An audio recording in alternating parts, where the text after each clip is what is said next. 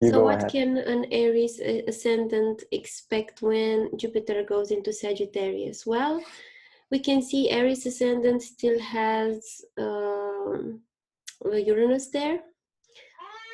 And so I think there's been a lot of changes to their identity, radical changes, and also bringing them closer to who they truly are, to their individual expression.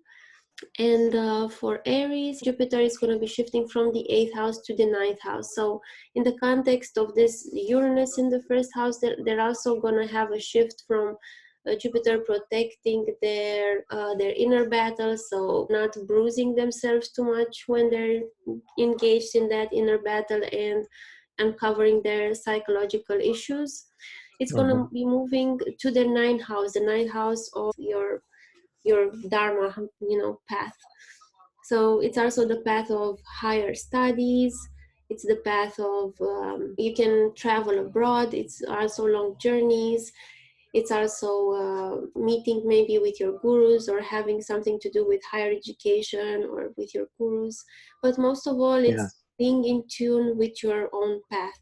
It's the 9th is always a dharma house. So Jupiter in there, I think it's really a nice transit. It's, yes, the 9th is also the 5th from the 5th, so it can relate to children as well. Yeah, and of course Sagittarius is connected to teachers, gurus, marriage also. So everything that is, marriage, because it's an institution, It's because going to be Jupiter manifested. rules. Yes, the 9th house, definitely. Jupiter rules law. So, and the 9th house relates to institutional, the institution of marriage, for example. So also parents is important. Yes, parents as a unit. So it's gonna manifest this house. Jupiter is gonna help manifest this house along with Mercury. There's gonna be a little tension always because Jupiter delights Mercury, but Mercury starves Jupiter. But even if it starves it, it still has a lot of strength because it's in Mula Trikona, its most energized state. So they're both going to be really good for the sign of Sagittarius. Yeah, studying definitely would be in the cards also, really manifesting influence onto the whole, studying definitely 9th house. Also luck. Jupiter is the planet of luck, and the 9th house is the strongest of the Dharma houses. The 1st, 5th, and the 9th are the Dharma houses, which are about following our natural inclination, we truly are. So there's a lot of support for Aries, who is always the pioneering aspect of our being, the thing that wants to initiate. There's going to be a lot of inspiration coming, definitely Jupiter going through that sign, and especially in the first weeks because of all this manifesting influence. I was gonna say that the Aries ascendant, they have the Saturn Pluto in the 10th, so there's gonna be some letting go of things in regards to their occupation. I mean, that's been going on for a long time because of Saturn Pluto, but Sagittarius will bring some soothing to the 9th house. So although they've been in this process of changing their maybe career or the way they are seen by the public, the fact that Jupiter will manifest their 9th house, they're going to feel like, okay, I'm on my right path. I'm going to feel inspired. I'm going to maybe do more studies or going to some guru or some counselor to find out more about myself. Yes, and also Mercury there, Mercury can relate to friends as well. Yes. And also these, Mercury is of course a planet of information, gathering information. Jupiter is also the Karaka for the husband, so it can relate to husband, it can relate to children, good luck with children, change with children, or maybe paternal grandparents. Paternal grandparents going they on. They will learn something from them, or they will visit them if they live. Yes, or visiting a guru, or going with your children on a inspired travel. Your child is learning something new or something like that. It can be so many things. We're not going to go, it's impossible to go over all things, but I think for Aries ascendant, Venus is in the 7th house, retrograde, so definitely also in terms of relationships is going to be important. Yes, then the nodes are shifting for them to the 4th and 10th, so which is important. Saturn is there, with Pluto, as you mentioned, which is, you know, intensifying things. The South Node is gonna. They're gonna have to come to a conclusion, you know, about what has to be ended about their 10th house, which Yes. is the relationship to their father or their public image, or, you know, what they're known for in the world, their career. Absolutely, and it's going to be much more like feeling oriented. Rahu in Cancer shows a need for developing on an emotional level, like on a level of heart, which Cancer represents. Rahu is going to create all kinds of confusions there, challenges there. Ketu means Yes. At home, confusions at home. At home. Yes, or change or a move to a foreign country, because Cancer is the sign of foreign countries, and Rahu is an indicator of foreign affairs. Yes, so Saturn is still there. It's going to be there for quite some time, and Mars is in the 11th. Some disagreement. Finalizing the transit and the eclipses happening there through their 11th. Yes. Yeah. So yeah, and then Neptune is in the 12th house. That's very nice. That's the supporting of letting go, the dissolution. So if they have like expenses or letting go to do, as they do have letting go to do, it's going to have a meaning. It's going to have a deeper meaning. For them, it's going to make sense. Also, Mars is going to go into their 12th, right? Mars is the Lord of moving into Pisces soon. So it's going to be more like around also conclusions and rounding things up. A lot of emphasis on foreign things, like we said already, you know, that Rahu in the 4th, which is the 4th is the home. Yes. Cancer. So also the 9th is manifested of long journeys and going from a lot of emphasis. And the 7th Lord is in the 7th house, and then Ascendant Lord is in the 12th of distance places. So it's going to go into Pisces, yes. So. Yeah, that's interesting. Enjoy your travels, Aries ascendants.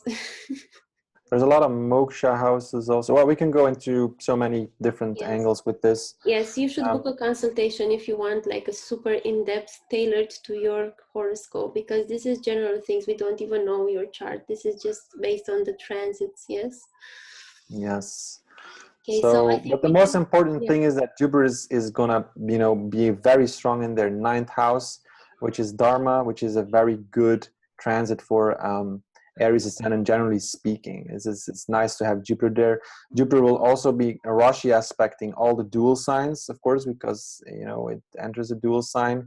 So Pisces, Gemini, and Virgo will be under manifesting influence for the whole year of 2018 and the biggest part of 2019. So these areas will also be under manifesting influence for them, because Jupiter is going to be strong there. So again, it's going to depend on your personal horoscope, what actually is, but in transit, like if the dashas line up, you're running dashas that are favorable for manifesting, whatever these points represent, then the transit is definitely going to support that. It's like what, looking at with a magnifying glass.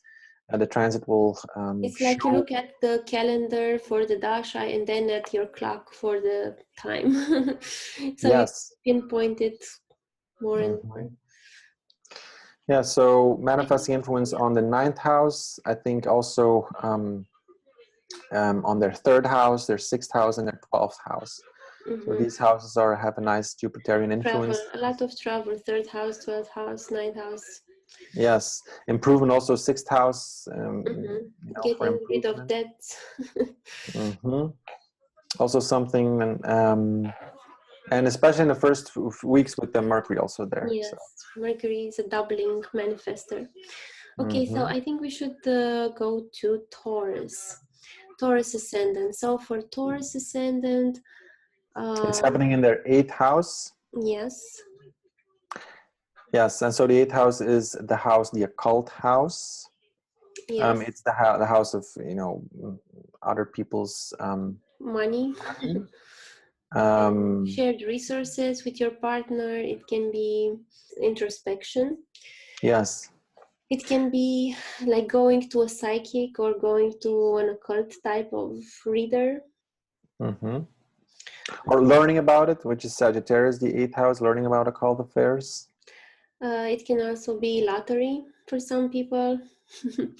It's quite Definitely. good. Sudden windfalls, yeah. Yes, but it has to, like, not necessarily all people with Taurus ascendant will have luck in the lottery. You have to have that potential in your natal chart. And you have to have the right time period running. So don't spend like colossal amounts of money on lottery tickets yet. Yes.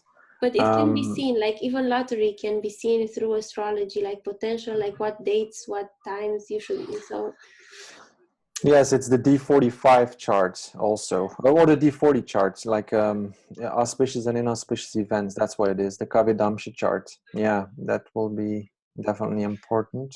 okay, so for Taurus ascendant, they have Uranus through their 12th house, so sudden events with their long-term investments and spiritual practices like meditation, or if they are practicing it, or they travel to distant places. It was very unusual because Uranus there makes everything more unusual and individual, a very subjective and individual experience. Well, the 8th house is the house of your weakness, like it's the house of life force.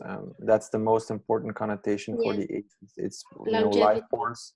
Vitality is very important, longevity. You know, it can help if you have some suffering from something. It can also help heal it because Jupiter is a healing planet, so it can bring some relief to it. Mercury too is definitely Yes. healing. Mercury can find a solution there. Taurus ascendant have a tough time with their gurus right now, with their astrologers, because they have these all these cruel planets there. So maybe they have to have a break with their tradition, a break with their teachers, a break with their astrologers, and just do things on their own more. They will have Mars in the 10th. Trining Venus, which is nice. Yeah, so some Mars gives always a good, it's very good Mars in in the the 10th 10th, house. yes. It has a lot of energy, so a lot of focus being directed like through their occupation, their career, their status in the world. And what else? Yeah, so the 8th house is actually the house of changes, sudden breaks, sudden changes, but you have this good Jupiter there, so it is a nice influence. So whatever break you go through, there's a lot of learning in respect to that. And These Taurus Jupiter in the 8th is also considered like a spiritual position. Yes, yes. because, it has, the 8th house has that connotation, and especially because it's in really good dignity. As we mentioned, the first 10 degrees in Mula Trikon.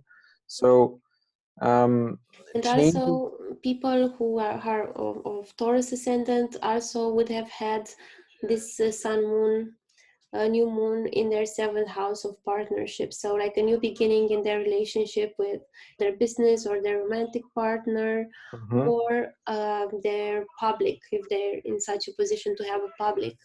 So it would be a new beginning that is coming from a place of deep research and maybe suffering also, but it was protected by Jupiter, and then Jupiter goes into the 8th to help with the bonding with that partner, because the 7th is also the sexual intercourse, and the 8th is like the bonding after that. It helps with that, Jupiter in the 8th. I think also psychological breakthroughs in Jupiter in the 8th in Sagittarius, supported. For Taurus ascendant this year. Yes, definitely supported.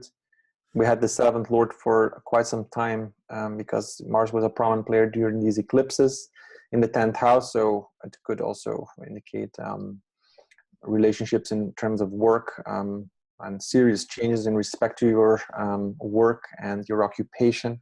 Could also have an impact on your relationship because the 7th house Lord is Mars, and Mars was, has been there for a long time, cutting through some cords. So that would, Uranus already has entered in Taurus some time ago.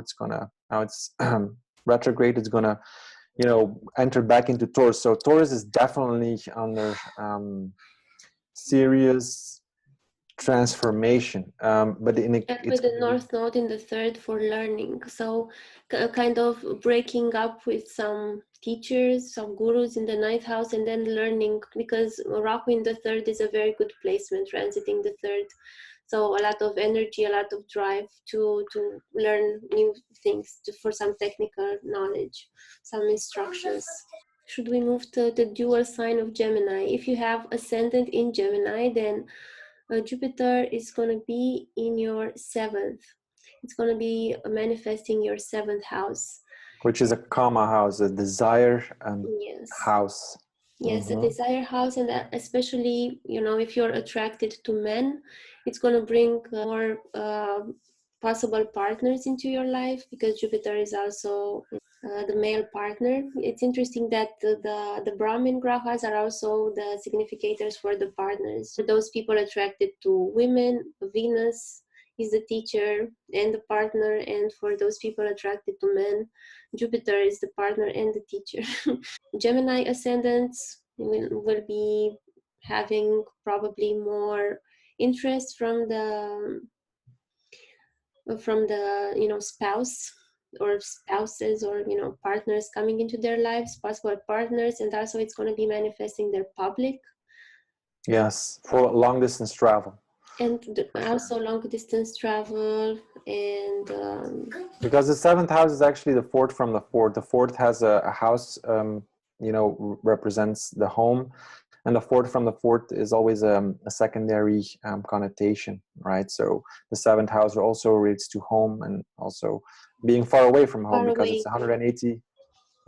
It's also a Maraka house. Yes, the 7th house. So Maraga means a death-inflicting house. Yeah. Because it's the farthest from the body. It's something that's very unfamiliar to the body. That's why it's also, you know, in a partnership, you're like trying to do a Libra things, which is the seventh sign, like a trait with somebody to make it work, like somebody who's very different from you. Yes, I think Gemini can definitely expect relationships coming to fruition. There's going to be a lot of learning in respect to relationships. It's a very positive influence, Jupiter there in its own sign, right? Because a planet in its own sign is just strong. And it's also interesting that Venus is transiting the 5th from Gemini. So the 5th is also inspiration, it's children. And Venus is there, it's a soothing influence, so maybe a soothing, you know, a gentle and revitalizing influence to these areas of life. So a creative time also, because the 7th is also co-creating with your partner. So I think new projects, new clients, very inspiring time for. They're gonna have the North Node going into their 2nd house. And that's going to create maybe some confusion regarding their responsibilities, their finances, or their, you know, close environment.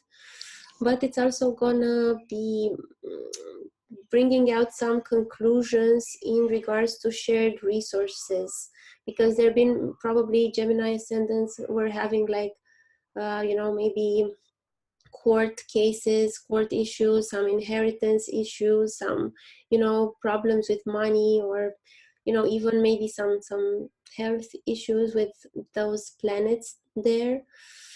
There's going to be definitely some conclusions about these things. So Rahu in Cancer is going to bring the need to develop an emotional worth also, because the 2nd is about worth, and Cancer is about emotions.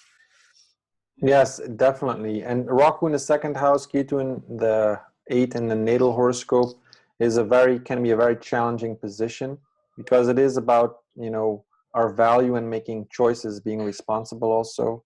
And the 2nd house is what you need, right? The 1st house is your body. The 2nd is what you need to support your body and your life path. So what you actually need is going to be under review. Rahu in the 2nd house is going to show you, it's going to create, because Rahu is always a confusing influence, right? Rahu shows where we are in need of development, and so where we hide things, where we are also false, and where we see things you know, obscured and not really clear. And so yeah, definitely in the water sign in the 2nd house, which relates to what I need on a, you know, emotional level, on a level how to increase my value.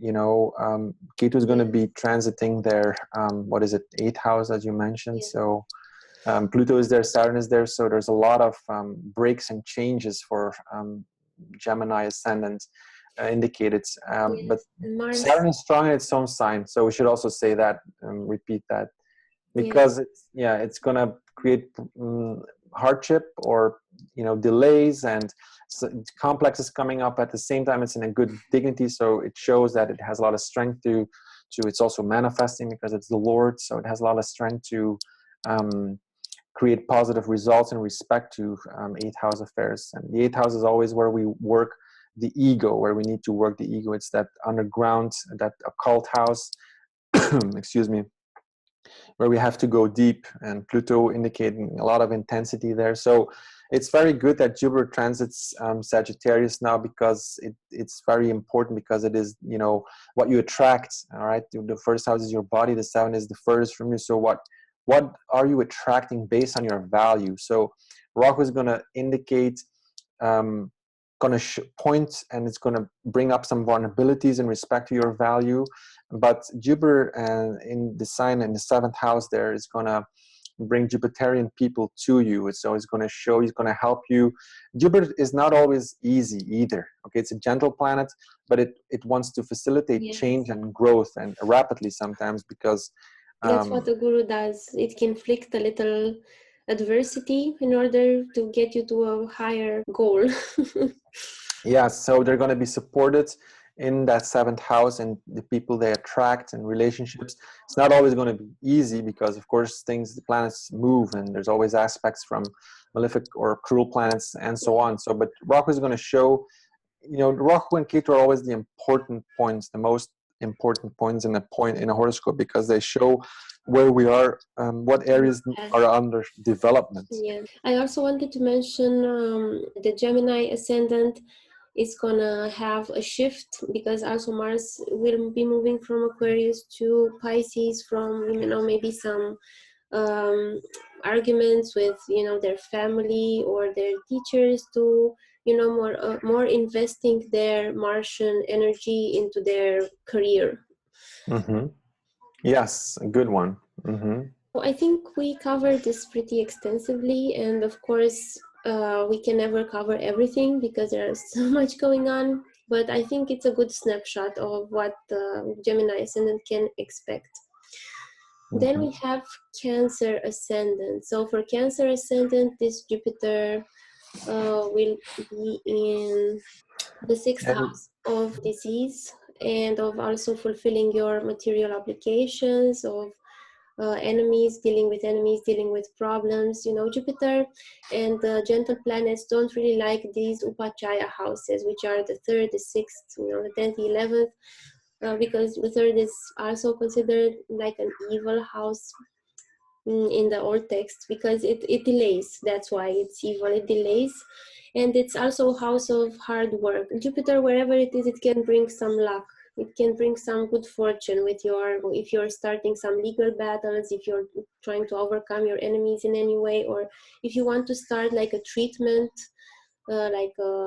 something to improve, to work on your health. I think it's going to be helpful for Cancer ascendants. It's going to be supportive. Yeah, I think for Cancer ascendant is always like the 6th house. Of course, Jupiter is in its own sign in the 6th house, which of course sounds a lot, because it's but indeed the 6th sign is that. But Sag also represents always learning, right? So it's associated with battle, but it's the original 9th sign of the zodiac. So we also always have to take that into consideration. It's a basic thing. So it's learning about new regimes, like becoming more healthy. So I think Cancer is definitely on the path of, retreats or health regimes. Some kind of improving your health is definitely. Also because Rahu, the North Node, will be transiting their ascendant, so they're going to have like this, like chaos, their confusion with their body, with their path. So that Jupiter and Mercury manifesting their 6th house, it's going to come in very handy. Yes, and the 6th house is also one of the houses of intelligence in Gemini. So it's becoming smarter, tackling the problems of the world. So Rahu in the 1st house is going to create a need for development of, in respect to their body, in respect to their life path also. And what do I feel? What do I want on an emotional level? What do I want to invest in? see, and this ties in with the body. The sixth house is, of course, strongly connected. The sixth house, you know, represents enemies, right? With all enemies, the things that hinder us in moving forward. Of course, we're always moving forward. But the sixth house is a house that makes us think that we're not moving forward, right? But we need to pay our dues and debts and this kind of thing. The sixth house brings these things to the forefront. So it's a very important house. It's where we become smarter because we learn how to tackle these problems. And Jupiter is going to give manifesting influence there. It's going to give insight into what is our enemies, who are our enemies. So for Cancer Ascendant, there's also going to be a new moon. Yeah, new moon will be happening the day before in their fifth house. So the fifth relates to creative project, children, clients, and so on. In Scorpio, we have all these, you know, Sattvic planets there. So it's really interesting that you say that, because when I was doing my research on musicians' charts, I did a study on 375 musicians' charts with the Gemini techniques, and I saw a lot of Scorpio moon emphasis, and I think that's because, you know, also Scorpio is the fifth from Cancer, which is the moon's domicile, so it's like, it's a creative manifestation. So although it's a debilitation sign for the moon, it can also be very connected to creativity. So the moon there gives a lot of inspiration, like all these three Sattvic planets can give a lot of inspiration there. It can definitely be, like you say, a creative time for these Cancer ascendants. Yes, and if you look at the debilitation sign of the moon, the first degrees to 3 degrees of Scorpio, it's always, you know, in the fifth house is the ninth from the ninth, which has a Dharma connotation, and the moon in debilitation is always going to be in own sign in the Navamsha chart, which is that, you know, divisional chart of purpose. So yeah, it's interesting how a debilitated moon in the Rashi can lead to and bring someone to the path and the right path, and has a strong Dharmic connotation. Cancer is a Brahmin sign, a Sattvic sign. The fifth house is Dharma house. We have the sun and the moon there. Also, in our book, in the chapter about the houses, we also look at Bhavat Bhavam, which is like the result of the house, from the house to the house, like the house. And yes, we also talk a lot about like which planets are the key planets for the ascendants, and we talk about like the connections. Like for instance, the fifth from the fifth is the ninth. So creativity, from creativity you get to spirituality, which is the ninth, and the fifth is related to amulets, and the ninth is also, you know, related to gurus. So it's very interesting, like how everything is interconnected like that. Yes, also Pluto is going to go, you know, forwards, and 19 is going to have transited, you know, the biggest part of its transit is going to be finished. Well, it's going to go on for a little bit, but, you know, Pluto, Saturn, the south node there, completion in terms of completions in respect to relationships, in respect to what you project out there, because Rahu in the first is, you know, what is my path, right? The first house being a Dharma house, what is my path? Has a strong foreign connotation as well, but so also I think it's very nice for Cancer ascendants that Libra transiting their fourth house, because Venus is very strong in the fourth, and you know, fourth house relates to vehicle, Venus also relates to vehicles. So depending on your chart, you know, you might have some pleasant experiences with vehicles, or like with your peace of mind, or with your home life. I think Cancer is in for, it's such a transformational time, of course, again, because these nodes are going to, you know, transit there for about 18 months, and there's a lot of intensity. Saturn is there in its own sign, so Saturn is that cruel planet, so it brings up all sorts of vulnerabilities, weaknesses. Pluto intensifies, smashes the ego. Ketu is there to complete things. So the seventh house is what you project out there, what you get back. So Cancer is definitely is going to have an intense time, transformational also, time. It's really good that for them Mars will be moving from Aquarius, which is the 8th, to the ninth, which is, Pisces. So, I mean, it's going to be better because, we say that Mars really, the least favorite house is the eighth. So because it's an unstable house. yes, they put a lot of energy into like bringing out a lot of vulnerabilities, a lot of eighth house stuff, like shared resources. Maybe there was a lot of tension around the shared resources and their weaknesses coming out, but then it's going to move to the ninth house. They're going to maybe have some also like travel, some pilgrimages, some also, who knows, maybe some arguments with their gurus. But it's better than eighth house for sure. Yes, and also Mars is quite good in Pisces. It's generally Exactly. it's in good dignity, and it's not too far from Jupiter there. So during that period, it's going to transit Pisces. Yeah, so I think Jupiter is going to give some blessings in respect to how to overcome difficulties, which is the sixth house, and to learn from that, which is Sag. New moon in the fifth house of Dharma, the nodes into the Dharma house of Cancer, and the seventh Kama house of relationships. So it's always a lot to juggle. But yeah, we're talking about Jupiter transit mainly. So yeah, I think becoming healthier, and also in respect to, because the sixth is an Artha house. Okay, so Artha houses are about material well-being, and so there could be yes, and so on and so on. Yes, I think we can move now to the Leo ascendants. So for the Leo ascendants, let's see.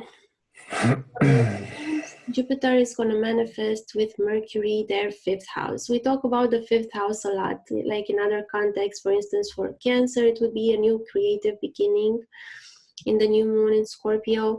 And for Leo, they're also going to have their north node moving from their first house to the 12th house. So their path and partnership axis is going to be replaced with a focus on the 12th, which is developing their maybe spiritual practices, if that their way inclined towards meditation, visiting like distant places, like dealing with hospitals, because 6th house relates to health, the 12th house relates to hospitals, and also long-term investments, like 6th house axis. Again, 6th house is like intelligently doing some work that's going to have fruition in a while, and the 12th house is can also have that connotation, although it's a moksha house. Yeah, the 6th house is the Artha house, so where you take care of your material responsibilities, and the 12th house is retirement, right? Yes, so it's letting go of all these. The second from the 11th. So like the gains of the gains, the investments of the gains, so the ultimate gains. Yes, and I think, the fifth house, we talk about the fifth house, but important about the fifth house is the house of consistency, continuance is what Parashara gives. So being consistent on the path of Dharma, of course, the fifth is that Dharma house, Jupiter in its own sign there, in a Kshatriya sign as the warrior, Sattvic planet in a Kshatriya sign, manifested, right, as the Lord and as Jupiter being the manifester. Very nice transit for Leo ascendant. They're gonna have, whatever path they're on, they're gonna have a confirmation of its stability, and also, like maybe if they want to have children, or if they have children, it's going to have like a manifestation, like more time with their children, spending time with them and enjoying them.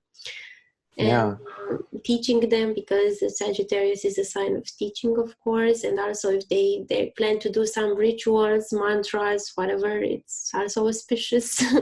I guess transit for them. Definitely, fifth house, mantra.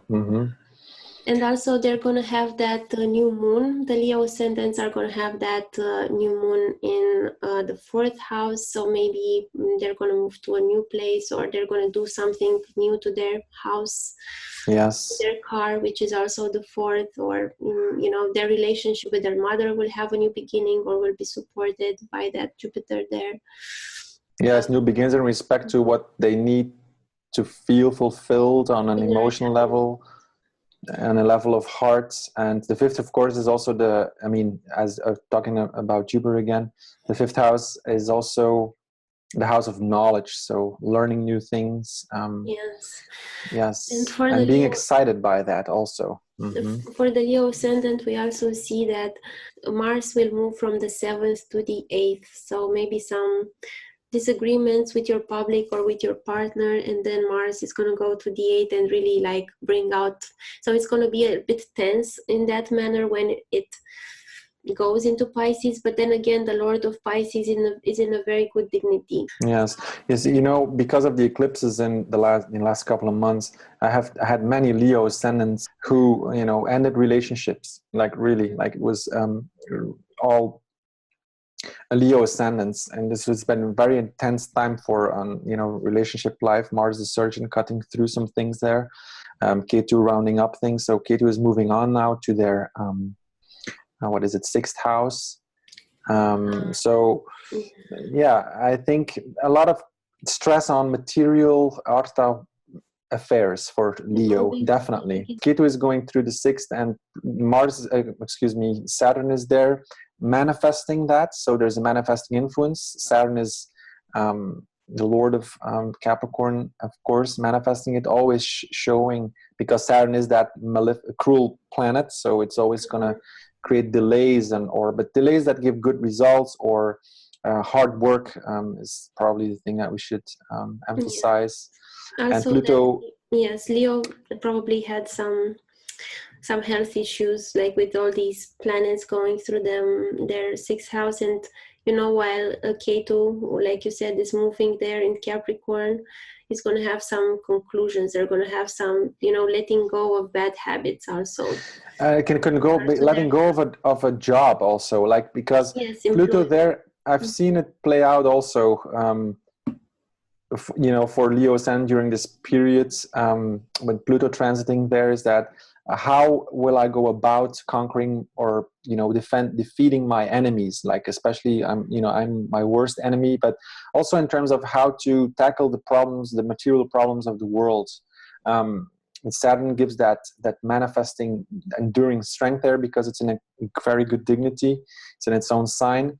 Pluto is gonna, you know, creates intensity, because it wants to, whatever you identify with in respect to that 6th house, in respect to how to take care of your material affairs.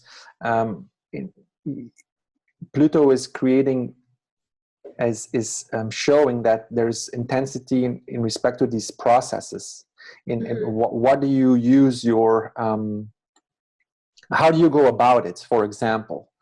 You know, is it in line with who you are? Because the 6th house is kind of, you know, shows a difficulty in following that. It's one of the evil lords, right? The 6th lords, or the 6th has that connotation, evil, in the sense that it can interfere with one's dharma.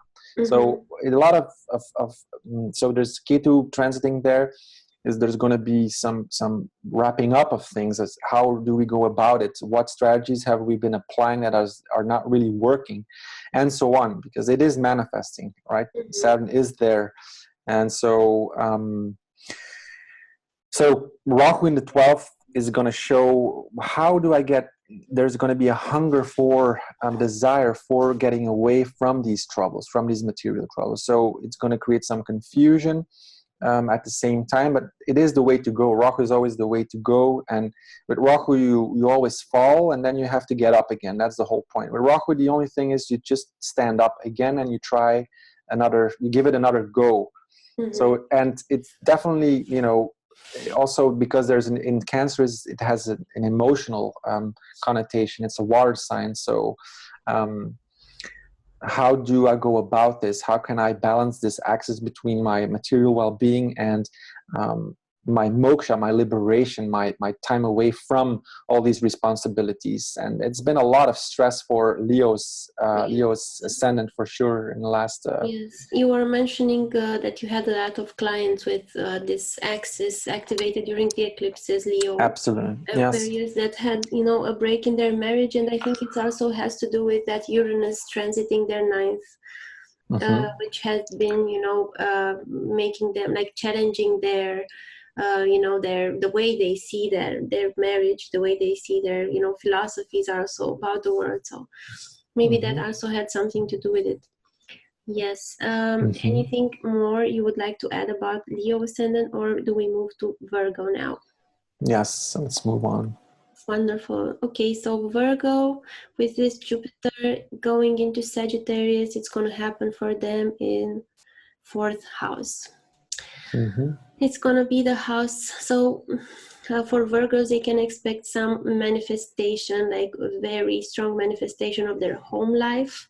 Like it's going to be a great emphasis on their home life, or maybe their car, maybe they can get a new car, or a manifestation of their calmness and peace, because they also have Venus in their 2nd house very nicely in Libra. So like materially and like in terms of their worth, they're very supported. In terms of their inner life, they're very supported. In their 5th house, so where there's like creativity, children, there's some delays, some obstructions with all those planets there. Yeah, it's okay to always shows where we need to come to grips with certain things. Yes, a conclusion. Yeah, and where we, it's Ketu shows where you feel capable, so you are naturally gravitating towards that feeling of security and that things seem to work out there. But then there is this nagging discontent of, or things are being obscured, or things not really working out, something like that. So it can play out really on so many levels. But I think Virgo, you know, their 4th house being manifested is definitely in respect to the home, in respect to the comforts. The Parasha gives the 4th house as the house of comforts. So there's a lot of manifesting influence to that. Also learning about that again, because it's Sagittarius, and breaking through some, so putting some goals there, or setting out some goals, or defining it. And yes. Also, they have like Mars moving from their 6th house, so probably some of them, if the dasha, the time period supported it, had some acupuncture or surgery, and it's going to move on to the 7th house. So, you know, maybe some resistance from the partner, things like that. Yes. Yeah. The new moon is going to be in the 3rd house, which is about, you know, skills, and the 3rd is one of the upachayas. So it's a kama house, which is a desire house. So it means developing something to later on apply and to be creative with. So the 3rd house is the house of performing arts, performing, you know, professions or commerce, right? It's the house of ambition and putting your will into something. It's also a mental house, so it has this connotation of learning something, but more on a technical level. So in that sense, so Jupiter has been blessing Virgo there for the last year. Now it's going to be in the 4th house, which is an angle, right? The 1st, 7th, 4th, and 10th are angular houses, so they're action houses. So they want to so you're going to see in terms of how do I feel about, you know, what do I feel, what do I need to feel fulfilled in my heart, and you know, to feel at home, right? All these 4th house things, Jupiter is going to really, you know, manifest that and going to give support there. Some optimism, and some happiness. Yes, optimism to really, because it's very, these angles are very important. There are the foundation points of the horoscope. And so yes, so acceptance of the home life, like embracing it, being more tolerant. Yes, maybe some, you know, the 4th house, maybe the mother becomes a grandmother or something, I don't know. But it could play out so many things. There's a lot of stress in respect to children and respect to their creative endeavors, which is the 5th house. Some completions in respect to that. Definitely some intensity for the last years. Saturn is there also, again, manifesting. It's good to Saturn that Saturn has their is transiting its own sign. It's also disciplining it. So at least if you have a malefic transiting a house, if it's in a good dignity, it's much better, because you make so much more sense of it and you come to grips with it maybe easier, right? Easier, and it also gives like results, like positive Yes, results. it's also manifesting. So the planet transiting its own sign, it's also manifesting. So even though it's cruel, it's more disciplining. You know, it's like letting go of some things. It's still manifesting.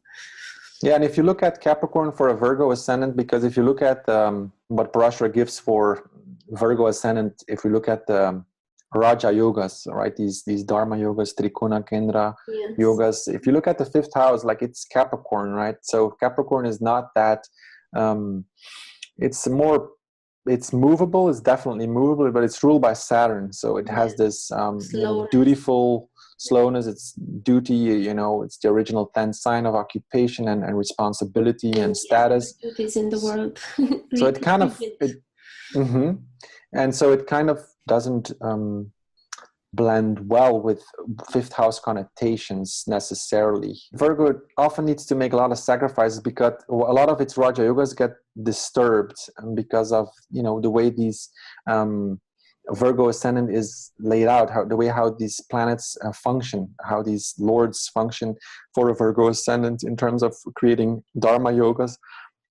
Is often disturbed. It's the same for Pisces. So I think all the dual signs have a little bit of this, and but Virgo is definitely a sign of making a lot of sacrifices. So in respect to fifth house affairs, yes, also yeah, suppressing creativity and so on. So but it all depends on what is happening. This is like a general thing to say, of course. But, yeah, at least Saturn is in a good dignity there. So it's always let go of, you know, maybe creative projects that don't work out anymore or something like that. Yeah, and it can also be the completely opposite, like because Saturn is, of course, that enduring planet, like really putting the work in. Yes. You'll see people with these ascendants like really being super productive, like Saturn, especially if you have a good Saturn and you're really working for it. And all, I mean, it shows a challenging configuration, the South Node, Pluto, and very challenging. Saturn. Very ego bashing.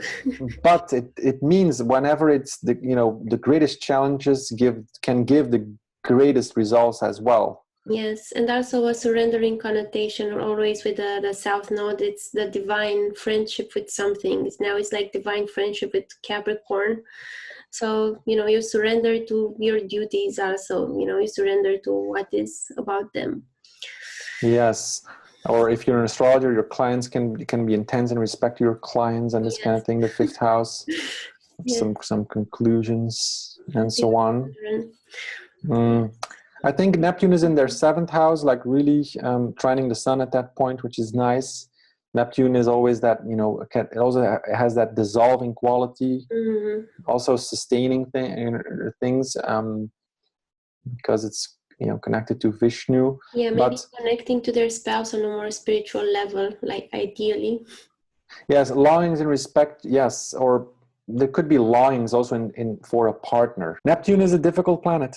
I mean, it's really a difficult planet. It's difficult. Like all these outer planets are, like Uranus has this, you know, bringing in new energy, and it has the creative spark, and they all have that potential. Like Pluto also, it can bash your ego, but once you get beyond that, it's amazingly liberating because you just become much more of who you really are, and you allow, you accept it.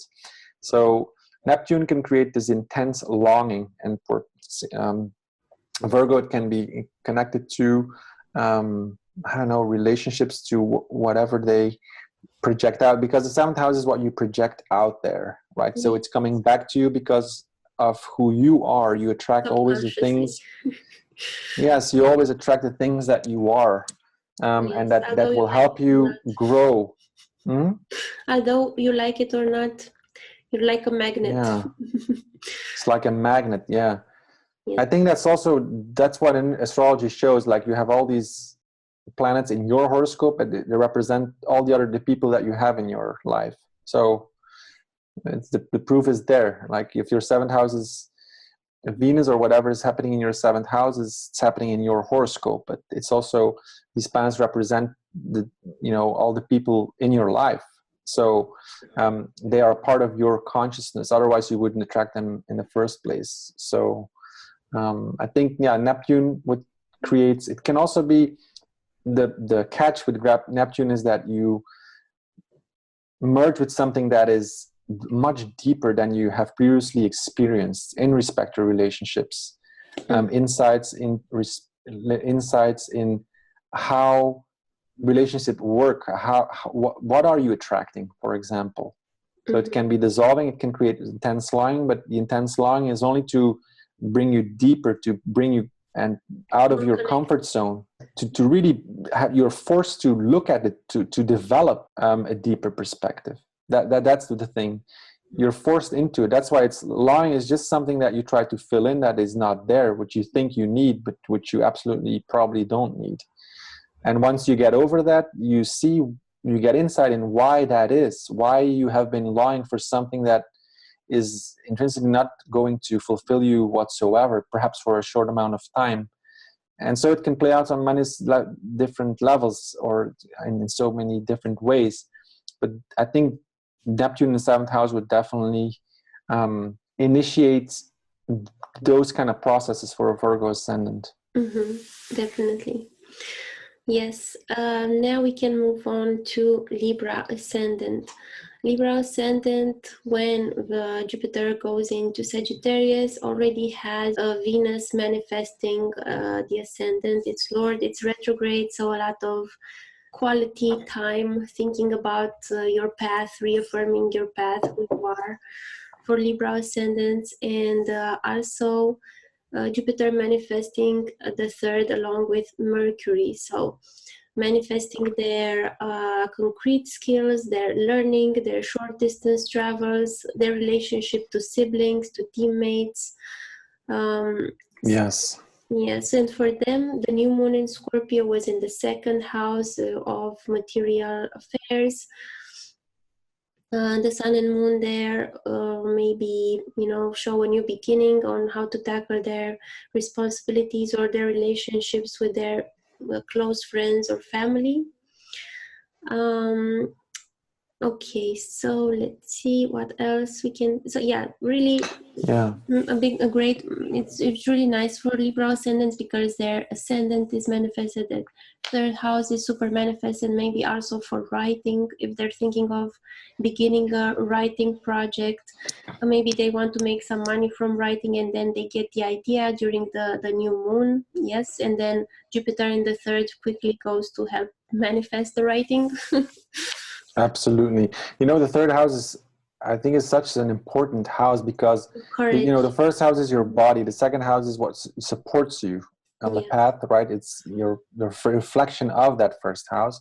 But then in the 3rd house, you develop something that you later are going to share with the world, and which is your dharma, is to share and to give what is your nature, what is within you. It's naturally creating things, or it's naturally creative, it's intrinsically creative. So in the 3rd house it's interesting that the 2nd house is what supports you and also what kills you, because it's also Maraka, that inflicting house. So what supports you, your friends, your family, your financial responsibilities, can also be the greatest causes of stress and can shorten your lifespan also. Yes, it's the house of responsibility, because if you not responsible for what supports your body, well, then you're going to die, basically. So I think the 3rd house is very important. It relates to the original 3rd sign, which relates to the hands, which is the part that does things, right?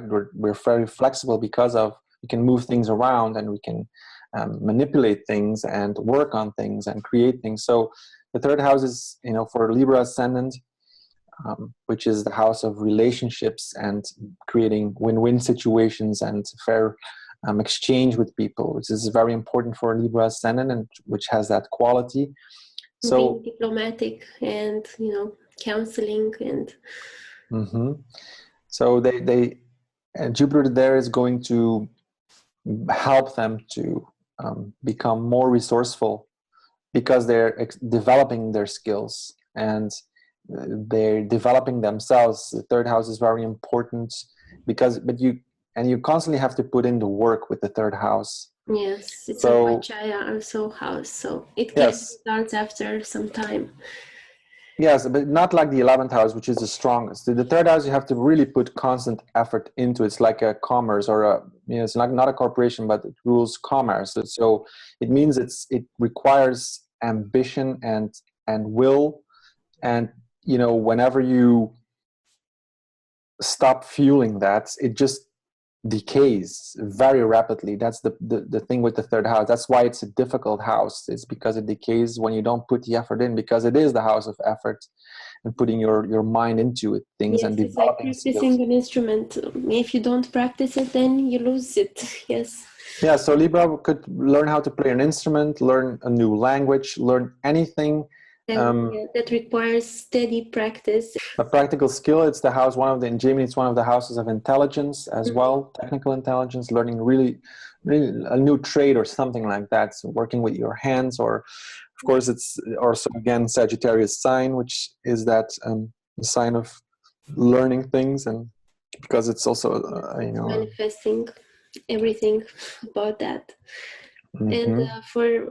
for Libra ascendant, unfortunately, they were having, you know, this Pluto, Yes, this Pluto Saturn in the fourth. So also now Ketu is going there. So maybe also hiding things from themselves and from other people, because malefics in the fourth create some sort of blockage, some sort of barrier between the feelings, which is the natural fourth house Cancer, and the outside world. So yeah, it's like really they're suppressing, Ketu is narrowing, suppressing the true feelings.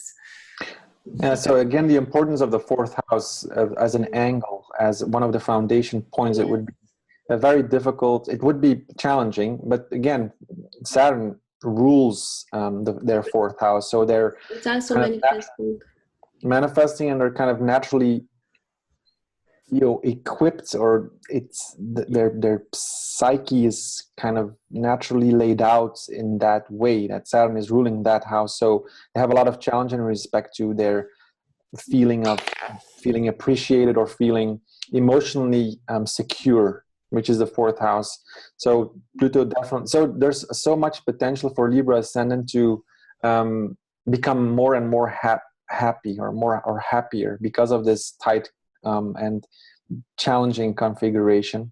So for them, the North Node will be in the 10th, will be going in the 10th. So maybe with the new skill that they learned in the third house, they can, you know, maybe develop some new occupation. Mm-hmm. Yes. Yeah. Yeah, Rahu would give the hunger for that. And I think Rahu in a 10 is, you know, it would do quite good, I think, being such a worldly planet, and the 10th house is about worldly things, right? It's the most visible house. It's what is above, right? What is looking on, you know, what is below. So, yeah. But it's also Cancer. So Cancer, you know, it's like connecting more emotionally to your profession. So there's going to be some confusion about that. It's also a Sattvic sign, Yes. which it has to be true, yeah, connected to something, and a Brahmin sign to something that gives us value.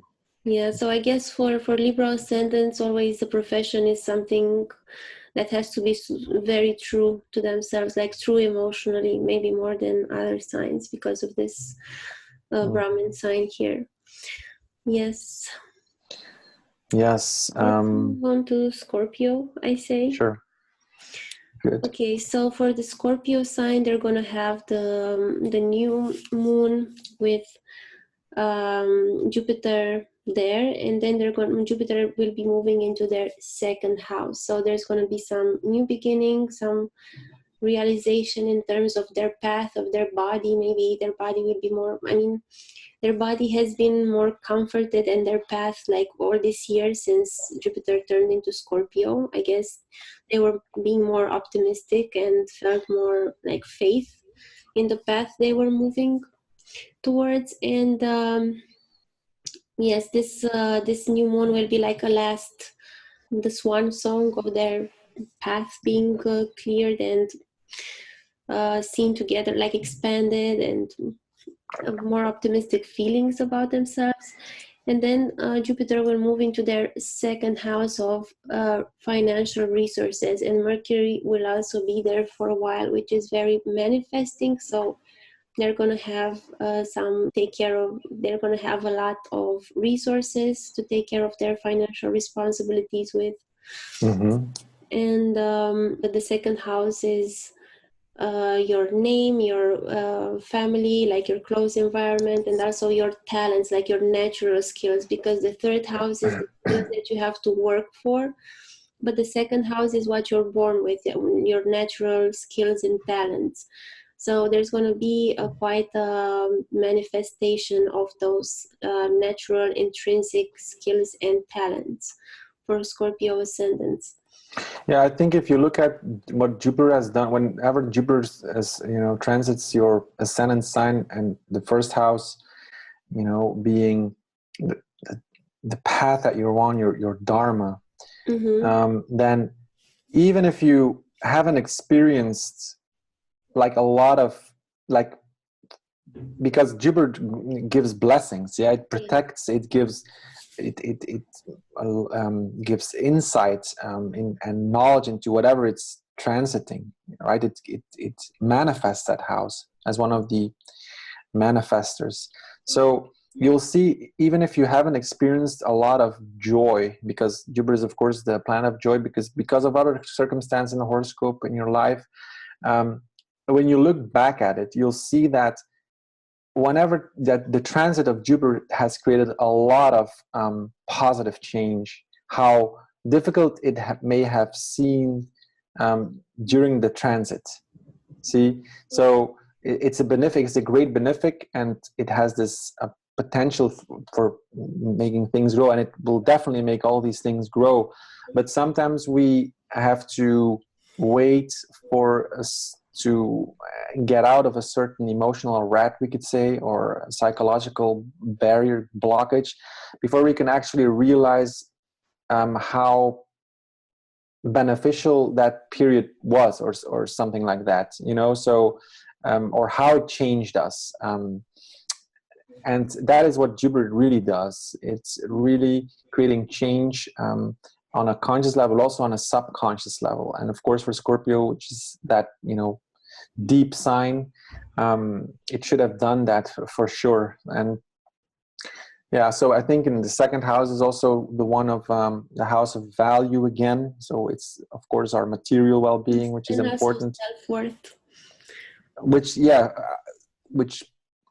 naturally shows our worth also, because our worth, how worthy do you feel to manifest a nice life? Okay, so it doesn't mean that you need millions and of euros, dollars or something, but what is making you really valuable? And of course we live in the material world, so we have to take care of our artha, our material obligations also. Yes, and some people need just a little more, and then other people get a little less, but it's not going to depend on that too much. But it has to be in accordance with your path, with what you want to manifest as a soul, in this life. So I think Jupiter transit through Sag will definitely give a passion and that instinctive intuition, and it will also create a fruition into in respect to that second house of artha and of value. So it can also, second house is also a close family and friends, so it's like maybe building a family or something, and second house is very important for that as well. And I think it's also important that for Scorpio ascendants, the nodes will be shifting to the ninth third axis. So the south node will be in the third, coming to some conclusions with their, with what they are learning, with what they are instructing themselves with what they are writing, if they're writing anything like in relationships to their siblings or to their teammates. And then there's also going to be some breaks, I guess, from their path, some confusion, because the ninth is, you know, the path, the Dharma path, and Rahu there is like, okay, maybe this is not the right path for me, maybe I have to change something about it. It would definitely indicate travel also. Yes. Rahu in the ninth there in Cancer. Yeah, so it has all these kind of like pilgrimages. Ninth house is the house of pilgrimages, so travel that inspires you. We were saying earlier that, you know, for a Cancer ascendant, Scorpio is the 5th, so it's in a Dharma house, and also for Scorpio ascendant, Cancer is the 9th, so a Dharma house. So there's this relation, this trine relationship between them, these two signs. And also, I see that Mars will be moving from the 4th to the 5th. Yes, so maybe less, you know, less trouble inside the house, less domestic trouble, more peace domestically, and more energy to create something in the 5th house. Yes, I think, you know, the eclipses for Scorpio in the 4th, 10th there, it was also, should have been quite intense and transformative. Like knowing what their, you know, the difference between their peace of mind and the relationship between their peace of mind, which is their 4th, and also their occupation, which is their 10th, and, you know, how they go about it, because the North Node is always making you question. It's bringing some confusion, and it's like, how do I develop this? So what is the, you know, the axis between what is true to myself and what is true to, you know, what is my obligation? See, what is, it is also something, the 4th, 10th axis is always that. It's of course our career, but it's also how we appear to be, how we should be, you know. It can be like balancing out of that as well, like what do I need to feel as, I mean, the eclipse is in the 4th house there in the last couple of months, and then Mars would indicate definitely intensity and a lot of agitation and fire, and yeah, because Mars is that fiery planet to really break away and the energy in a certain, you know, in a certain direction, cut through it also, and to release a lot of, because of Ketu, they release a lot of anger in respect to how they feel, what they need, maybe about their home and their, you know, maybe their mother, and then it moves into the 5th, so release in terms of creativity, things like that. Yes. Yes. Yeah. And then the 3rd, I mean, all these planets in the 3rd for Scorpio would indicate also intensity, manifesting influence, a lot of ego bashing. Yes, and that Uranus transiting the Aries, which is the 6th, maybe a lot of unusual, like, health issues popping up because of, you know, subconscious causes. And then it's going to go into Taurus, which is the 7th house, so it's going to bring interesting things, developments to the partnerships. Yes, also, and I think also, you know, the fact that the South Node is going into the third house, and the Rahu in the 9th, the difference between what is technical, what is, you know, the 3rd house, more technical intelligence, and the 9th, what is the Dharma, something greater, well, the genuine, like authentic, inspiring also. Yes, inspiring. Yes, because it's also a water sign, it's a Brahmin sign, so what is the path here to follow? So it's very, this will be the more emphasis, this will be what they will work on, because there will also be eclipses in these nodes for Scorpio ascendant. So, you know, well, if the path is, you know, the South Node, like coming to some conclusions with something technical and trying to develop what is like true to their nature, which is the 9th. And also the third house is also the 8 from the 8. which also has that break connotation. So perhaps in that sense, because we always say, you know, it's ambition and it's developing skills, but the third is also the eighth from the eight. And the eighth is, of course, the house of change, radical change and sudden change. It can be uncomfortable change because it can be so sudden and radical. And the third has also that connotation. So, and of course, the third relates to the mind and our rationale. And so changes and breaks into you know, regarding certain mental patterns, for example. And Rahu would show, okay, what is my true inclination? What is it that I'm here to do? What is my dharma? Yeah.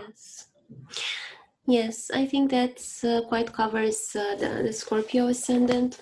Now let's see Sagittarius. You know, for Sagittarius, Jupiter is going to go into the ascendant. So the person's going to feel that their body, their path has a certain protection to it throughout this year, and they're going to be instilled with optimism. Mercury is also going to be there manifesting their path, so and their body themselves, like if they do changes about their body, you know, they're going to be protected. The new moon will be happening in their 12th house, so you know, something more hidden because it's a hidden house, the 12th house. It can also relate to some long-term investments or some travel, also like the beginning of some travel that is going to affect them, I mean, positively influence them, because then it moves into Sagittarius, which is their first. And yeah, they have Venus in the 11th, so some manifesting because it is its own sign, so like friends, groups being pleasantly manifested there for Sagittarius ascendant. The nodes for Sagittarius ascendant will be in the second and 8th sign, which is quite challenging, like this axis, because it's always about self-worth and security, financial and emotional security, and trusting your own value, and you know, trusting yourself emotionally, which is the 8th. Yes. Yes. I think also for Sagittarius, it's going to be because they have been, you know, they have still this Saturn and Pluto in the second, which is like they have to organize and discipline their finances and responsibilities better, and they have to come to some conclusions too. But it's not going to be so dramatic because, you know, Saturn, as we said, it's in its own sign, and so it's also manifesting that house, and also Jupiter is supporting the person in general. I think, yeah, it's an important transit, of course, because the Lord is, you know, coming back. So for Sagittarius, it's really a new beginning because Jupiter, the Lord, has been transiting Scorpio, their 12th sign, which has been very much for Sagittarius about contemplation. If you look at people with Sagittarius ascendant around you, you'll see that they have been in this kind of a state, a year of reorienting. Manifesting, but gathering their strength to really go for it. Yes. When Jupiter enters their ascendant sign. You know, it is said that the 12th house is like the period when the child is in the womb, so it's like a gestation period, and then it's a new birth. And if you consider also that Saturn not long ago has been, you know, transiting there. I mean, you know, Sagittarius for a long time. Now it moves in their second house, but so there was a lot of challenges for Sagittarius, a lot of pressure onto Sagittarius. Now Saturn moved into the second in its own sign, as you mentioned, becomes manifesting. Of course, Pluto is there, so intensifying things. Also on a material level, Artha, again, what is my self-value? How I go about this, how I can project my self-value into the world and make a living out of that. Do I get what I need from it? And so this is all under review. The South Node is going to emphasize that even more. There's going to be completions in respect to how do I go about expressing myself in a way that I get enough back from it. And of course, Jupiter is going to empower, you know, Sagittarius, the life path, the first house, which is Dharma, for a whole year. So it's going to be highly manifesting. What is the path? Also in terms of relationships, of course, if you know, because Jupiter is also aspecting a planetary aspecting the seventh house, and also look at all the Rashi aspects. So all the dual signs are going to be manifested. So Pisces, Gemini, and Virgo. So these houses, which are the 4th, the 7th, and the 10th, which are all the angles. Yeah. So it's in that sense, it's very important for Sagittarius. Is that well? I said it was a planetary aspect, but of course, it's also a Rashi aspect because the Sagittarius is a dual sign. So it's a very important time. It's a time of blessing, time of taking action, inspired action. And they really kind of, it has built up to this point. So I think Sagittarius ascendant is highlighted here, I would say, in this transit, and because of the previous transits with Saturn and everything, and you know, the Lord in the 12th house. You know, it's not that it hasn't been that easy. So I think they're going to be coming on the path. And I think they're also going to be reaffirming themselves as some sort of like teachers or counselors for those around them, although not necessarily they are like teachers or counselors as a profession, but people will be more looking up to them for advice because, you know, Jupiter is the guru, and in the first house of your ascendant, it makes you radiate that inspiration for people that feel, you know, inspired to ask your advice and listen to you. So I think also Rahu in the 8th house, Rahu in the 8th always indicates that there's a need for accepting help from the outside. Yes, sharing resources with the public or with your partner. So, and it's also trust, like especially in Cancer, it's such a sensitive sign. Rahu in Cancer is always very sensitive. Rahu in any water sign is always more intense. It's always more intense. Because Rahu is so stirring up things, and the water signs are emotional signs. You know, they rule the water, and so in the vulnerable house. So trust issues, working through this. Maybe some you know, some experiences, paranormal or psychic experiences for them. Yes, occult affairs, definitely in foreign countries. Maybe a travel or something, some retreat or occult thing, or something like that could be, because there's obviously people watching this are going to be interested in the occult, so we should definitely mention that. Yes. Ketu is the second house is again, how do I go about expressing myself? I think the notes are going to be very important for Sag also, but they're very strongly supported. Voice is the voice, so maybe they're going to feel like it's a bit suppressed, their voice, but they're going to find a way, I'm sure, with that Jupiter supporting. Yes. Also, yes. Do you want to say anything else about Sagittarius? Okay, so yes, I also wanted to mention, all we're talking about, I mean, the houses, the signs, the planets, and other insights you can find in our book, Astrology Explained, Ancient Principles for the Modern Mind, and the link will be below. If you want to have it and read it, it's going to be an ebook for now, but it's very, very useful to go through for the basics, which are very fundamental. So we move on to the 10th sign, which is Capricorn, and Jupiter is going to be, when it goes into Sagittarius, in the 12th. So Capricorn has been having a tough time with Pluto and Saturn there, and now Ketu is also going to be there. So a lot of like bashing, ego bashing, maybe some difficulties, but Saturn in its own sign, again, manifesting some difficulties which can be overcome with patience and perseverance, which are the qualities of a good Saturn. But a lot, it's difficult. What can I say? It's difficult for Capricorn ascendant, because also they're going to have the North Node in their 7th, so a lot of confusion about their partnership life, about how to develop that in a healthy manner. I think also if you look at these general forecasts, like what we're doing now, like going through it, for every ascendant sign, is that it's like setting a tone for things. See, because it's going to depend on your personal horoscope. Like for example, if you see for a Capricorn ascendant, you have Saturn and Pluto, and the South Node is going to be there. So definitely it shows intensity. It also shows a lot of manifesting influence, because Saturn is the Lord of Capricorn. You also see that Jupiter has been Rashi aspecting in the last year. The sign of Capricorn. So the Capricorn was under good manifesting influence for the whole year of 2018, and you'll see this around people with a Capricorn ascendant, that have been manifesting a lot of things. But there has also been a lot of intensity, a lot of letting go, again, letting go of ego battle, or having ego battles, in, you know.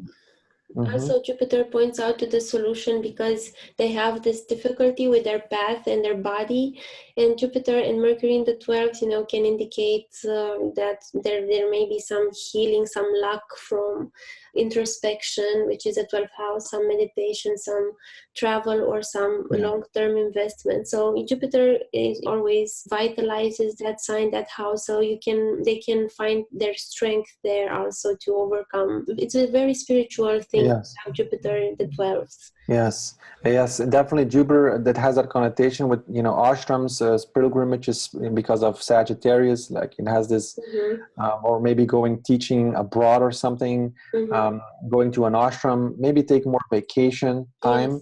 Yes, 12th house is also vacation, taking time, making some expenses also, so spending some money on maybe charitable things, because Jupiter is also charity. And also doing more research, like this would be very good for researchers, like 12th house, the house of research. Investigating, and Jupiter giving the long-term thought. And the manifesting influence. Also, it shows a need for interacting with people, like Rahu in the 7th house. Also what you need from other people, also taking into consideration needs of other people. Rahu would indicate Rahu always is a confusing influence, because again, it wants to push us out of our comfort zone, because it is an area that we need to develop. That is, all these areas are always under development, but the nodes, and especially Rahu, is going to show what area is kind of highlighted, where we should, on a collective level, put our energy in further developing. I think it's also going to be very helpful for them that Mars will be moving from their 2nd to their 3rd house, and Mars in the 3rd house feels great. It's also in Pisces. It's going to be Rashi aspecting Jupiter, its Lord, so it's going to be manifested, and Jupiter is also the friend of Mars, so they're going to get a lot of drive and courage, although they have these difficulties with their body, their path. They're gonna, Mars, in respect to that, is also from Jupiter, is also the 12th Lord, from Sag, is also the 12th Lord. So there should also some things, there could be some separation, but in good dignity, it means for the good reason. Some short distance travel. Yes, and learning things also. Mars is definitely gonna fire your intentions. And exactly. Yes, and in Pisces, it's in a nice, more gentle manner. Also. And also receiving. Yes, so maybe we can move on to Aquarius. Well, maybe we should just add their new moon also. Oh yes, the new moon is going to happen for them in the 11th house of friendship, of groups, of becoming more psychologically healthy, or finding what it is that makes you special in the world, that makes you unique. So Jupiter will be there for the new moon, so it will manifest that, and then they can go in with their Jupiter into the 12th of more introspection, after they find out what makes them unique. Use that. Also, the 11th house is Parashara gives acquisition of various objects, so it has material, so it's the house of gains, right? So what you desire on a material level, and also what you desire in the long term. Like really desire. The 11th house is a karma house, is a desire driven house. Yes. and it's the strongest, and so it's where you also receive your titles and recognition, also the public. So it's like your groups, like larger social networks. So maybe And some promotion, some coming up in the world a little bit. yes, so yeah, what you desire on a material level, so that's also something important. So what do I want? Because you can talk about spirituality as much as you want, but if you have a certain desire for something, then you make sure that you follow that desire as much as you feel is good for your life path, right? So it can be something material because we need it, and we also have the right to follow our material and our desires, like, you know, it doesn't, because that's also part of life, and to find peace, as long as it's something that is supportive, is that destructive, or yes, because the 11th is the 12 from the 12, so it also has this connection. Yes, also the 11th house is the strongest of the evil houses. Well, the 12th, because we say that these desires can interfere with, you know, it's opposite your dharma. Yes. Yeah, so it can interfere with your dharma in the sense that it can interfere with what you need to feel fulfilled, like the direction you need to go, that is natural to you. The need for titles or for rewards can interfere with your creativity, which is the 5th. So yeah, but it doesn't mean that we can't have that at all. So, but there's a new moon there happening for them in Scorpio, so it would create some new potential, because, you know, moon is going to be waxing, so it's going to make things grow, and you can build on things more with a waxing moon. And respect to all these things.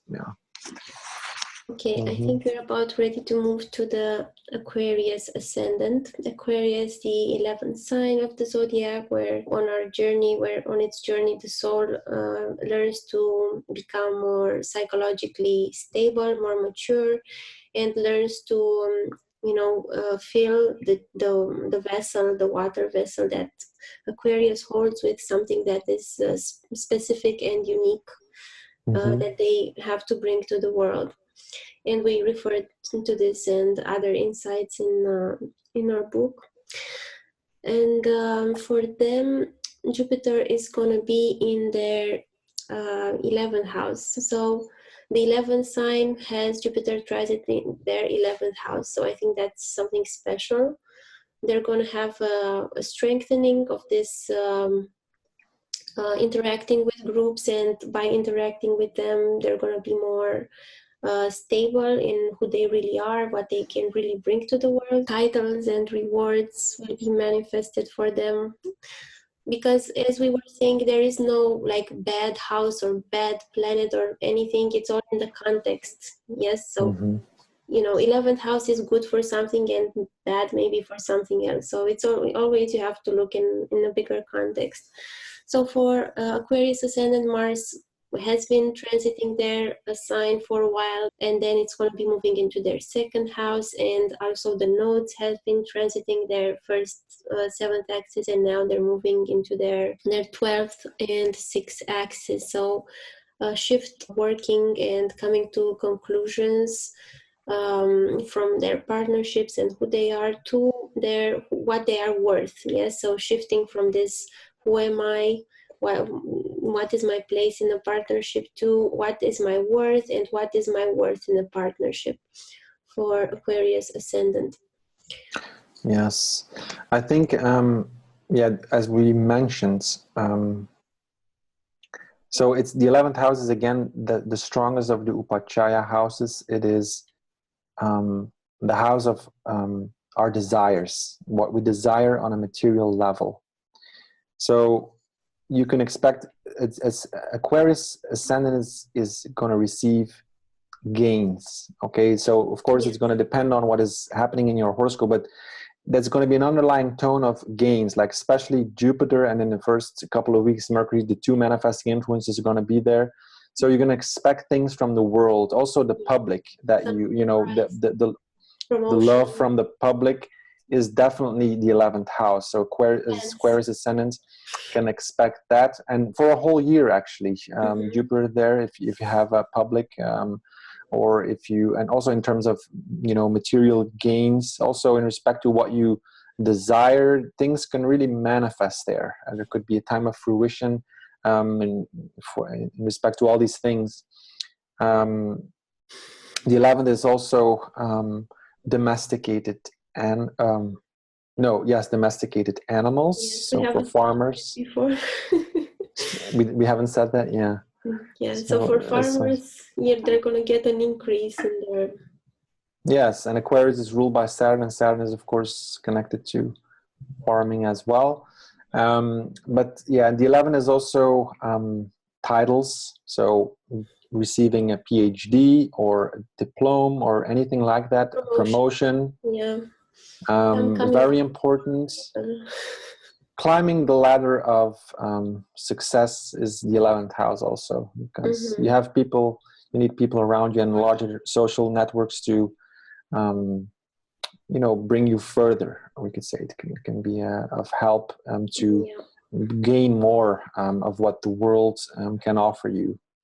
So, and those notes in the 6th and 12th, well, there may be some unexpected, some confusion about their health and about some legal battles if they're doing any. But Ketu in the 12th is really good for meditation, for things of that nature. Yes, and also Pluto in the 12th can be quite good. Now, we have all these malefics there. It's challenging. It's challenging for letting go and feel peace of mind. 12 is strongly is influencing, or is important also in our peace of mind, because it's what we sacrifice. Also, it's what we let go of. It's the house of losses and expenses.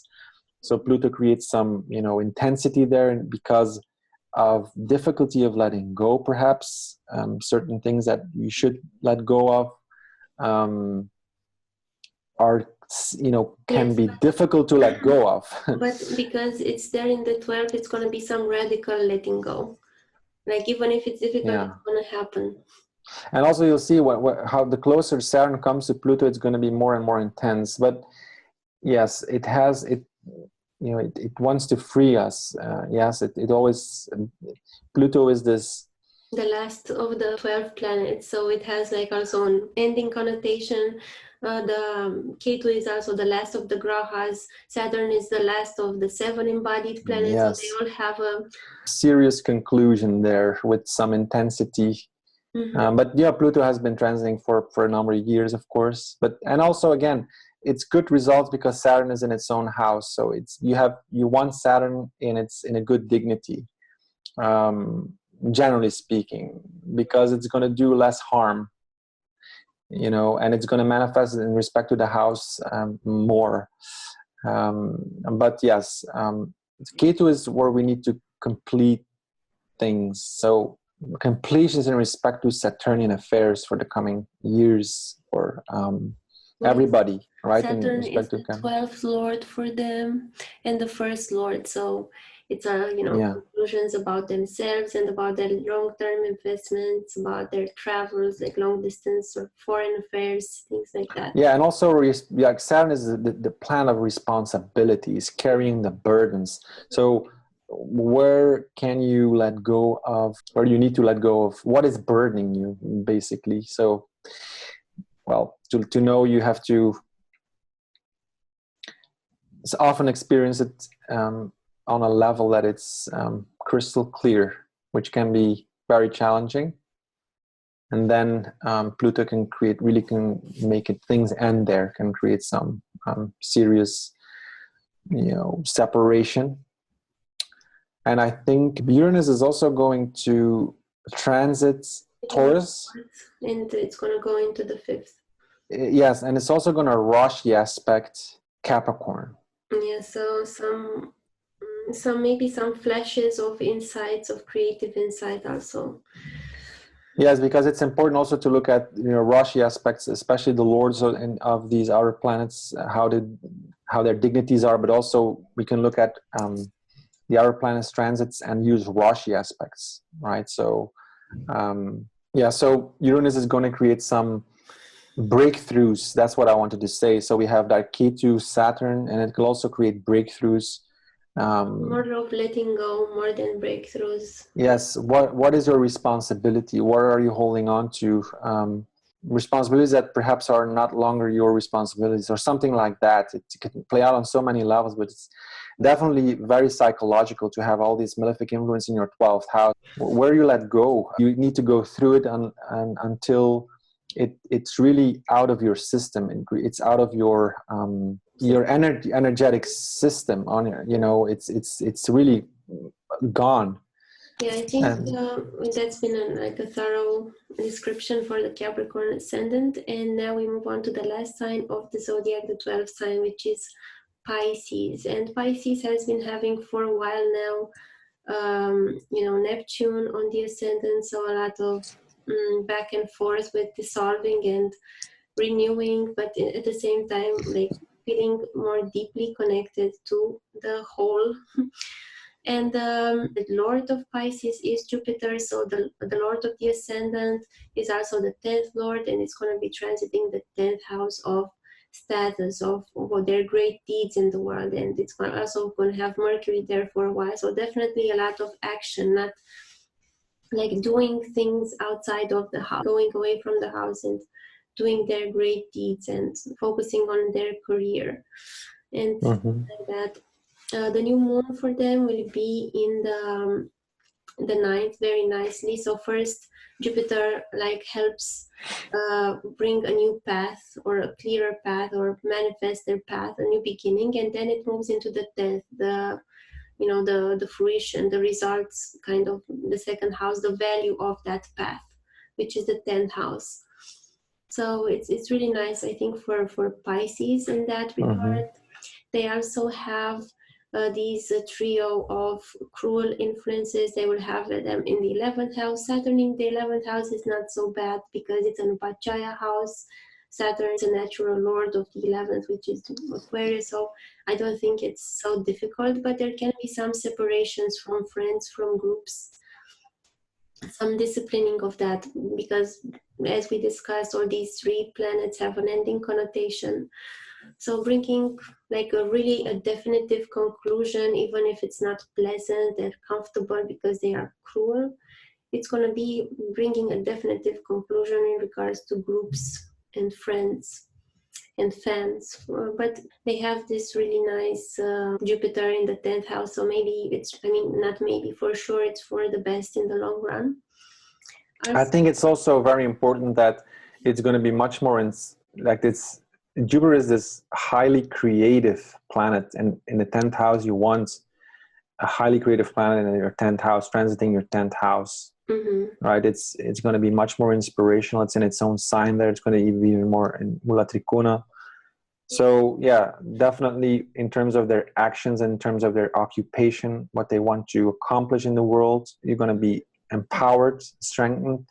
There's going to be blessings in the sense that things can come to you in a spontaneous way. Like Jupiter represents your merit also, what you the luck, what you just, it seems like luck is, of course, it's a merit. It's what you have, built and what you have earned. And sometimes you get these breaks, and which is the 9th house, but Jupiter is also a karaka of that. It's the planet of joy and wisdom, and in that sense of it's always going to give you good luck, of course. So in the 10th house is definitely super manifesting for Pisces ascendant.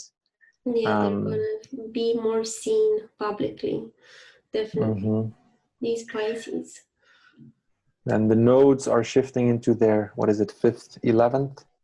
Yes. Some confusion regarding their children, if they have children, or their creative projects, or their consistency on their creative path. But, they're going to have to develop that. Yeah, and also it's, again, the difference between the 5th and then the 11th. The 11th is validation from the public, the validation from the external world. That's, the 11th house has that because it's connected to larger social networks, and titles, so the recognition you get can be intense there with all this malefic or cruel influence. Can also be manifesting, but maybe they're going to get some negative reactions from the public, or they're just going to have to let go. of the or yes, or let go of what their attachment to the public, for example, or to validation. We say the public, but it's validation of something that is outside of you. And the Rahu in the fifth house, especially for Pisces ascendant, the water sign, you know, it has Cancer as their fifth house, which is first of all a Dharma house, which is following your inspirations and who you truly are.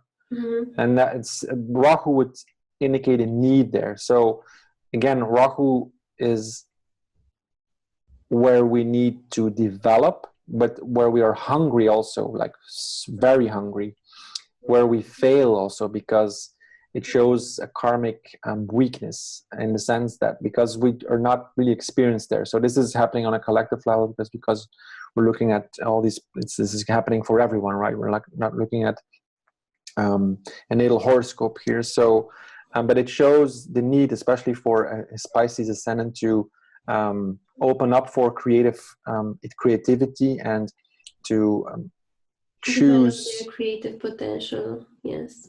Yes, absolutely. And to choose for it also, even though it may seem threatening or confusing, or there will be all sorts of blocks on the way, but it is always the way to go. Rahu is always the way to go. And in doing that, in fulfilling that, the public, or whatever happens there in the 11th house in Capricorn, and because Pluto is also there, so it's ego destroying. So whatever you're clinging on to that is not truly you, that is not really you, is going to be surely destroyed, coming to an end, especially because the South Node is there. So it means that Rahu and Ketu is where the eclipses happen. So there's going to be eclipses happening there. So a lot of changes. I think it's positive. It's always positive, of course, but there's going to be what is it? There's going to be an opposition between those things, like in your consciousness, in your life. So what is, you know, how strongly do I invest in being validated for something, or do I dare I follow what is in my, what is my dharma, what is it, my inspiration, what I feel in my heart I should do. Then if once you decide it, because that is what Rahu does, it makes you decide things like really passionately, and you think that's it. But then if you go into it, it becomes really confusing, or you can, you know, encounter all sorts of blocks. It's in one way, but then it's totally different than you expected. But it's the journey that was important, not necessarily the result. That's the trick. Yes, and it can give. Rahu is one of the planets that can really give you something as well, but it's always different than you expect, because it just wants to pull you out of your comfort zone, and it wants to make your consciousness evolve. And for Pisces ascendant, it relates to following their dharma, their inspirations, being consistent and on the path, which is the fifth house. The fifth is also the house of knowledge, learning new things, being creative. So children relates to that as well. And so on. And Cancer is, of course, a Brahmin sign, a Sattvic sign. So it all has this, emphasizes the dharmic quality for Pisces ascendant. Yes. Wonderful. And thank you very much for being here. And you can find out a lot of what we talked about in our book, Astrology Explained, Ancient Principles for the Modern Mind. You can order it as a digital copy. I'm going to post a link below.